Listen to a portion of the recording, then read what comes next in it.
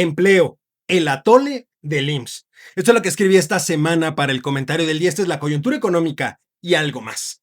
Decía el gran McCraft, celebrar migajas no crea empleo, crea excusas.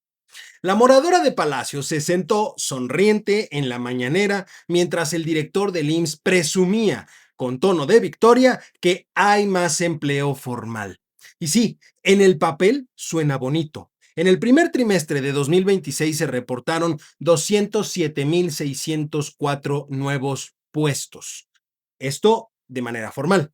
Al 31 de marzo se registraron 22,724,680 puestos afiliados y el salario promedio de los trabajadores afiliados se presumió en 663.5 pesos diarios, con un aumento anual del 7.1%.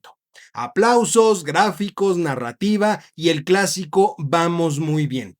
El problema es que eso, por más que lo repitan, no es un logro real, es un número aislado, presentado como trofeo en un país donde el empleo debería medirse con una pregunta básica. ¿Estamos generando suficiente trabajo formal, bien remunerado y sostenible para el tamaño de la población y el potencial económico de México? La respuesta es muy sencilla.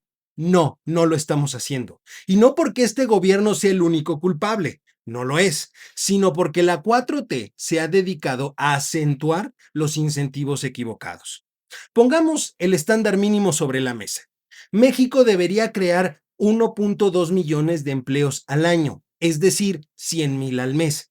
Ese es el piso razonable para una economía de este tamaño si quiere absorber presión demográfica, mejorar formalidad y no resignarse a la precariedad. Y ese estándar no se ha logrado nunca. Pero hoy, además, se está normalizando el aplauso por avances que ni siquiera se acercan a lo necesario. Presumir 207,000 y cacho de empleos en un trimestre equivale a decir, vamos bien, porque corrimos, cuando en realidad apenas estamos caminando. Y una piedra en el zapato es lo que tenemos en todo momento.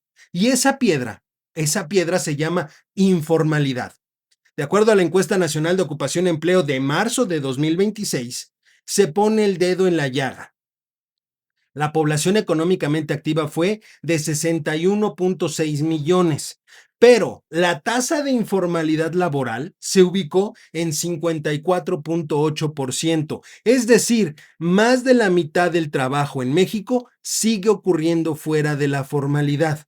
Además, la tasa de condiciones críticas de ocupación fue del 39.6%.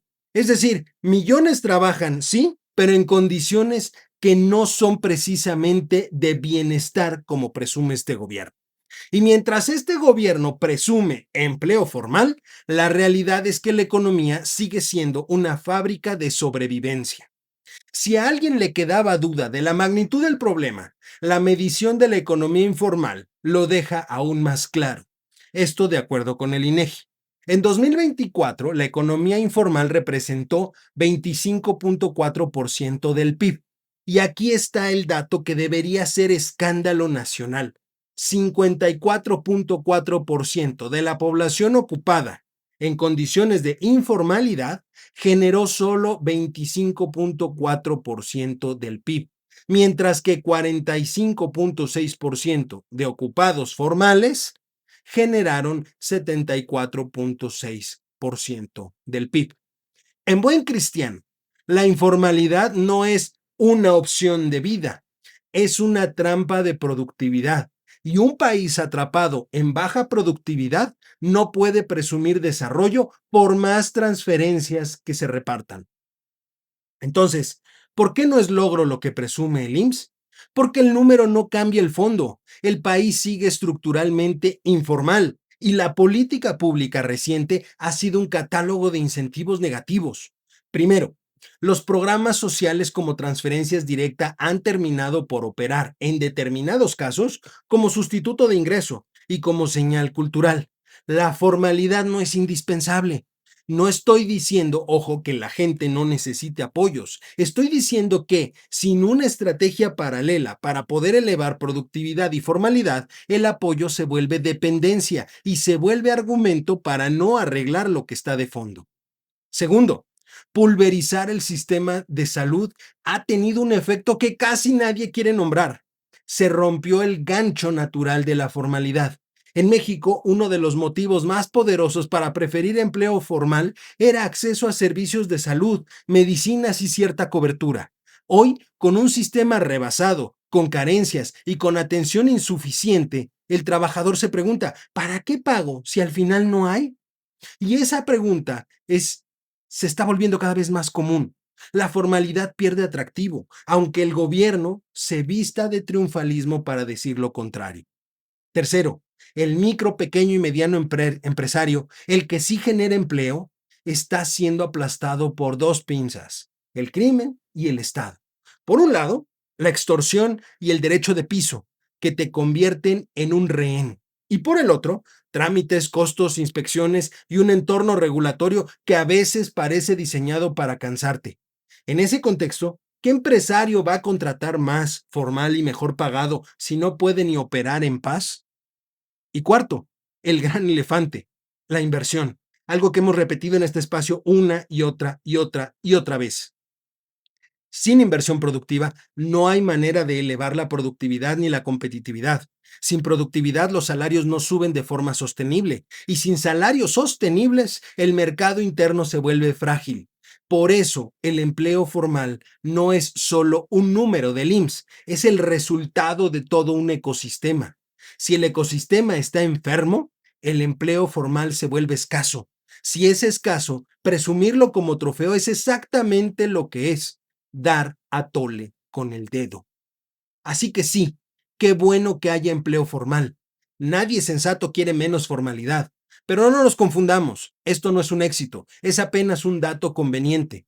El éxito sería acercarnos al estándar mínimo de 100,000 empleos mensuales, reducir informalidad de forma sostenida, elevar productividad y reconstruir el valor de la formalidad. Y para eso se necesita lo que a este gobierno no le gusta y evita a toda costa: certidumbre, seguridad, salud funcional, incentivos a la inversión y una estrategia real de competitividad.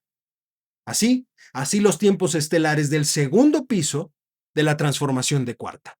Y como no todo es lo económico, aquí está el apunte incómodo del lado político.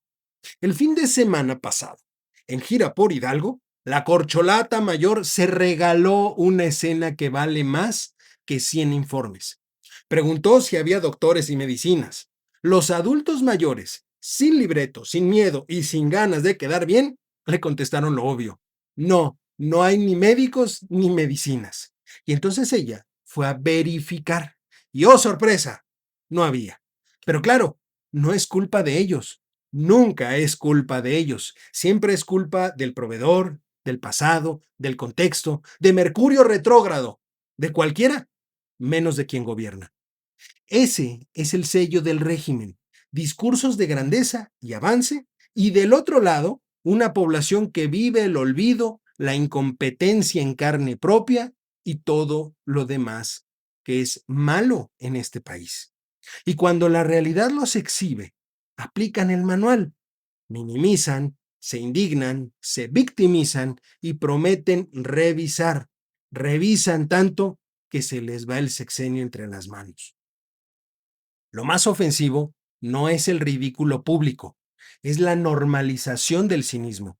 Porque mientras en Palacio se presume bienestar y la transformación, la gente que tiene un día a día precario tiene que recordarle a la presidenta frente a cámaras que en el país, en este país real, la salud no llega.